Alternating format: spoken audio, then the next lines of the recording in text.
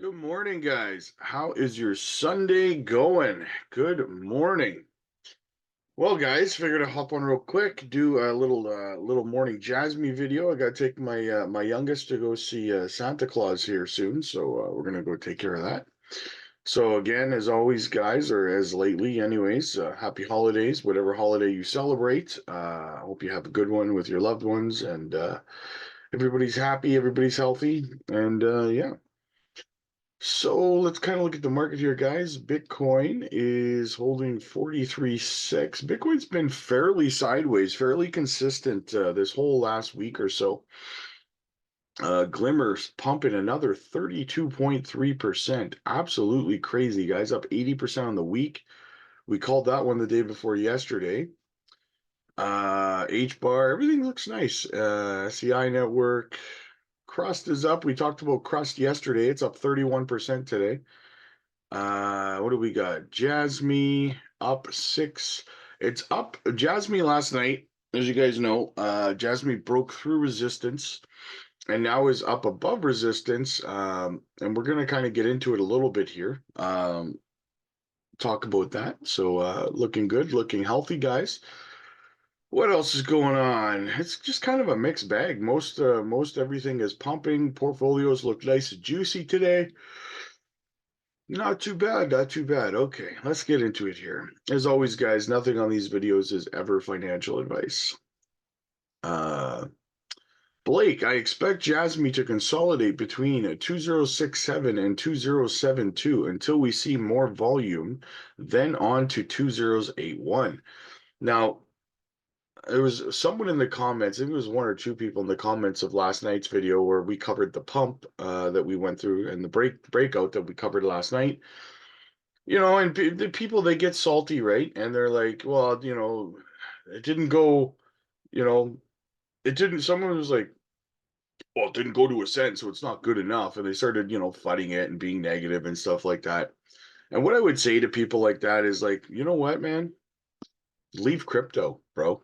Like, it's not for you, right? You don't have what it takes to make it in crypto if that's your kind of attitude towards it. Nothing just blasts off and goes straight up forever, right? Um, and we're going to kind of show what happened with Jasmy as it broke out. We'll get into it over here. See, so what we did was we broke out, we broke through this. Now, what happens when you break through a major resistance level? Look, we tested this level 1, 2, 3, 4, 5, 6 times before we broke through this resistance level, right? So what happens when you break through a strong resistance level, guys? For those of you who don't know, much about TA, what generally happens when you break through a major level of resistance is you have to then back test it as support before taking off parabolically. So what do we have happening here? Breakout, breakthrough, and now a retest, right? That is healthy. That's called healthy growth. You stair step your way up, you take the elevator down, right? It doesn't just shoot up forever, right? That's not the way that crypto works. It's not the way that this whole thing works. So the people who are salty and upset because it didn't moonshot up to $17 because it broke through a resistance level, take your negativity somewhere else. We don't take that stuff around here.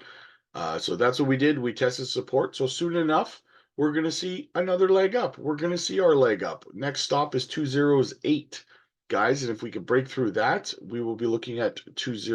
We'll be looking at a cent. So yeah. So don't be so negative. It's positive. That's a positive thing, guys. That's bullish. We've now successfully tested the resistance level as support. That is epic, right? Now we need to consolidate there. Could be just a couple of days, right? Could be sometime next week, and then boom, we take off, right? Um, what do we got? If you watch it on the daily time frame, I think it's a problem. But if you watch it on the lower time frames, it's not a problem. The long beard pin bar that forms during the ascent process is a sign that he has the power to jump even higher. So I'm going to close the chart for family services today, and yeah, so no problem. But What he's saying here, guys, is that we have tested on the lower time frames, as I just said, the resistance level to support, and we're going to be moving up further. Like I said, it could be sometime next week, could be 2 weeks from now, whatever it is. But guys, I mean, listen, that's the way the charts work, right? Like what a week or so ago, we told you guys SEI network was going to pump. What happened like the next day? Pumped like 54%, I think it was, right? Like for the next day and the day after that. Then the day before yesterday, we told you guys that Glimmer, Moonbeam, and Jasmine were both going to pump. And what happened yesterday? Jasmine breaks through resistance in the evening time, pumps up. Glimmer up. Yesterday was up, I think, 52%. Today it's up another 33%, right? So we know what we're talking about here, guys, right? So don't listen to fudsters, guys. Fudsters, there's one key thing you have to understand about fudsters, right? Is that fudsters like to leave out the details, right? Because the details don't fit the narrative they're trying to spin. So you have to remember that. Keith, what do I always tell you guys on this channel? Details matter, right? It's the same thing with Jasmine. People will talk about, what happened with them putting all of the coins tokens on the onto into the circulating supply, sorry, right? And then people try to spin it as FUD and negativity, and they leave out the details where Hara and Jasmine had actually announced and talked about the fact that that was their plan and that that's what they were going to be doing. People just didn't do their research, bought in at $4, and then they did what they announced and said that they were going to do, because Hara's plan from the beginning, as he has said, I covered this, I think yesterday or the day before. He had talked about how they wanted the coin to be cheap. They wanted people to be able to buy it in for cheap. And so they that's what they did. They put the max supply for the most part on into circulation. That was the plan. They said that was the plan, but people will call it a rug. They'll say, "Oh, they rug pulled everybody," right? And they'll leave out the fine details about how the company had warned you that this is what that they were going to do and reasons why they did it. Those details are left out so that you only hear the negative spin they're trying to put on it because they don't like it, right? It's the same thing with XRP. Somebody was in the comments the other day talking about it. They were saying, "Oh yeah, no XRP, like it hasn't performed. It's underperformed for years." Yeah, it underperformed the last 4 year cycle because they were being sued. But that detail gets left out, right? And the other detail that's left out of that is that before the lawsuit, XRP actually passed Ethereum in market cap 3 times. That's left out too, right? We can't include that into our accusation that it's underperformed, right? We have to leave that detail out. We have to leave out the detail about the court case suppressing the price of XRP for 3 years. We leave those details out and just talk about how it's underperformed, right? You got to be careful who you listen to online, guys. When they're leaving out finder, whenever somebody's like, listen, whatever the project is that you're in that you love, Jasmine, XRP, Caspa, whatever it is, right? If somebody either in comments or on Twitter X or whatever it is on YouTube, if they're saying something negative about the project, what I would advise you to do is go research that specific topic that they're talking about uh, involving that crypto that you like. Let's say Jasmine, for example. They're saying something negative, specifically negative about the project. Go research that specific fact that they're talking about.